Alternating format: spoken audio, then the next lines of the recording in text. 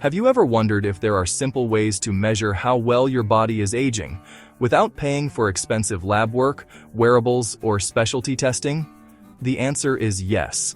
In fact, scientific research has shown that a handful of very simple physical performance tests can tell us a surprising amount about overall health, functional aging, and even long-term survival. These are not magic crystal balls, and they do not tell you exactly how long you will live. But they can act like early warning signs that reveal how well your body is functioning right now. And the best part is that the tests in this video are free. You can do them at home or in the gym with almost no equipment. Today, we're breaking down 4 of the easiest longevity-related fitness tests to complete for free. The 4-meter gait speed test, the 5 times sit-to-stand test, the timed up-and-go test, and the 10-second one-leg balance test. For each one, I'm going to explain what it measures, why it matters for longevity, how to do it correctly, and what you can do to improve your score if you're not happy with the result. And just as important, I want to be very clear. These tests are supported by scientific research, but they are not a substitute for regular checkups, screenings, or medical advice from your healthcare provider. Please continue seeing your healthcare provider regularly, especially if you have pain, dizziness, balance problems, heart issues, or any medical condition that could make testing unsafe. With that said, let's get into it. The first test is the 4-meter gait speed test. This one sounds almost too simple to matter, but the science behind it is incredibly strong. In a pooled analysis of more than 34,000 older adults, faster gait speed was strongly associated with better survival. Specifically, every 0.1 meter per second faster walking speed was linked to lower mortality risk. Researchers even found that gait speed predicted survival about as well as much more complicated health models in older adults. Why would walking speed matter so much? Because walking is not just about your legs. Normal gait depends on your muscles, balance, coordination, nervous system, joints, cardiovascular system, and overall physiologic reserve. In other words, gait speed is like a simple whole-body summary of how well multiple systems are working together. The 2010 BMJ meta-analysis also found that slower walking speed was consistently linked to higher all-cause mortality in community-dwelling adults. Here's how to do the 4-meter gait speed test properly. Measure out 4 meters on a flat surface. If possible, give yourself a little extra room before and after the 4-meter section, so you can walk naturally, rather than starting and stopping abruptly. The NIH Toolbox describes this as a normal speed walk on a flat surface, and a practice trial before the time trials is standard. Timing starts when you step over the start line and stops when 1 foot fully crosses the finish line. Walk at your normal, comfortable pace, not an all-out sprint. Record your time in seconds, then divide 4 by your time to get meters per second. For example, if it takes you 4 seconds, your gait speed is 1.0 meter per second. If you normally use a cane or walking aid, use it for the test. The goal is to measure your real-world function, not your best-case fantasy performance. So, how do you improve your gait speed if your result is slower than you'd like? Because gait speed reflects strength, power, balance, coordination, and cardiorespiratory support. Improving it usually means improving those systems together.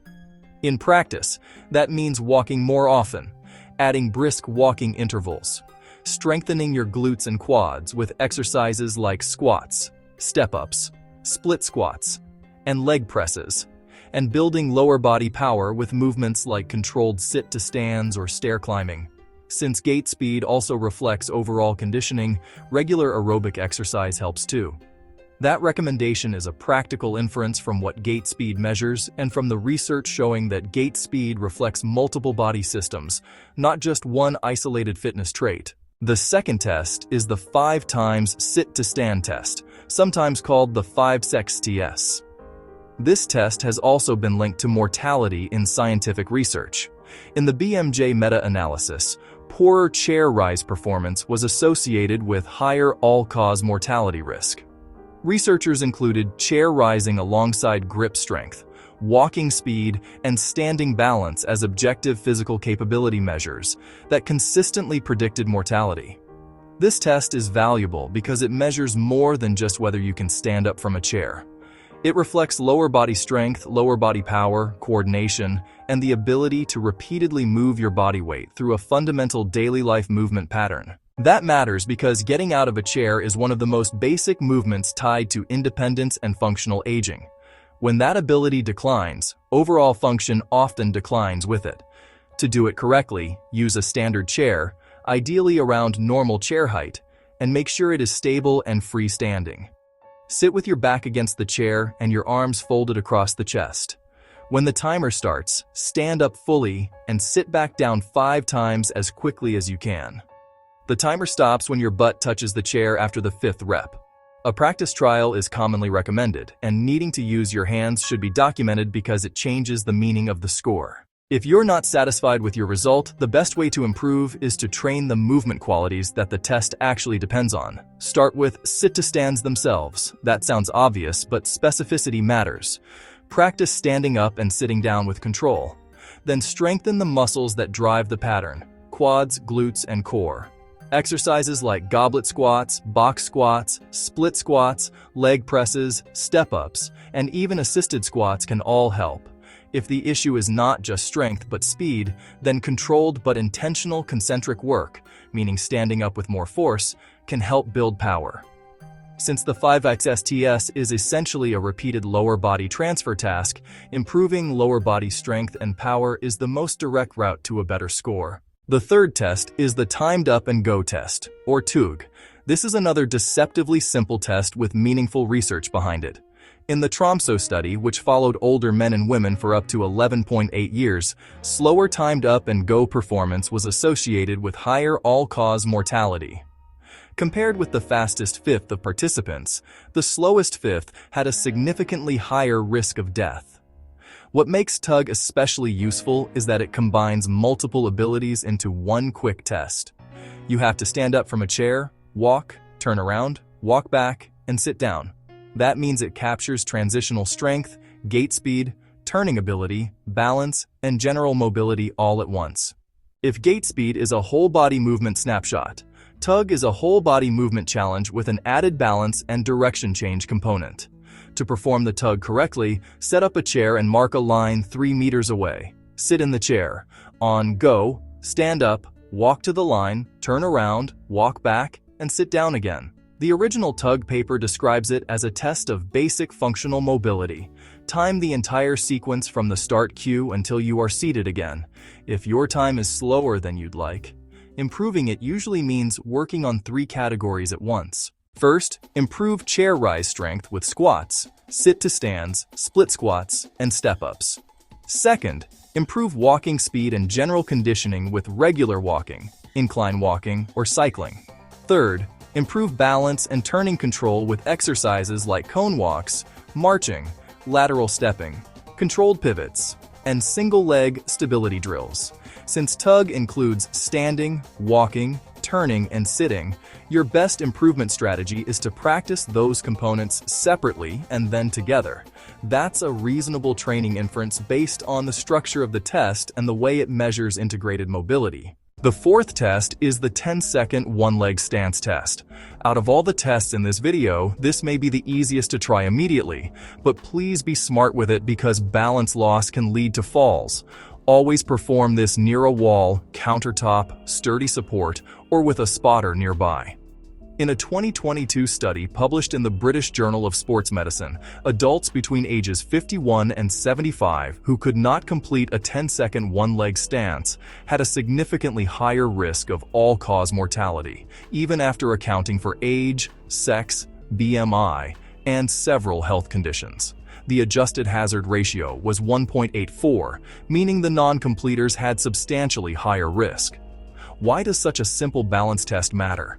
Because balance depends on the integration of multiple systems: the brain, nervous system, vision, inner ear, proprioception, foot and ankle control, hip stability, and lower body strength. When balance deteriorates, it can reflect broader declines in coordination and physiologic resilience.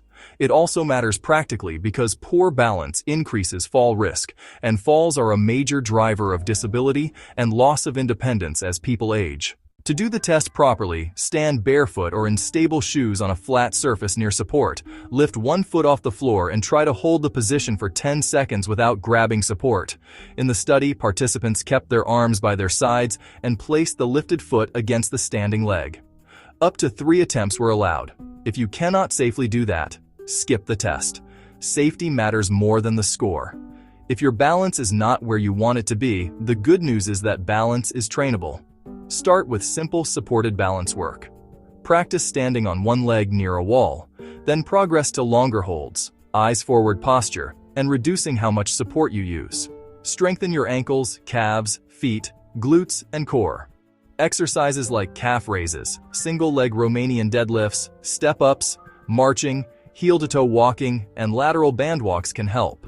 Activities like yoga, Tai Chi, and controlled single-leg work can also improve stability and body awareness.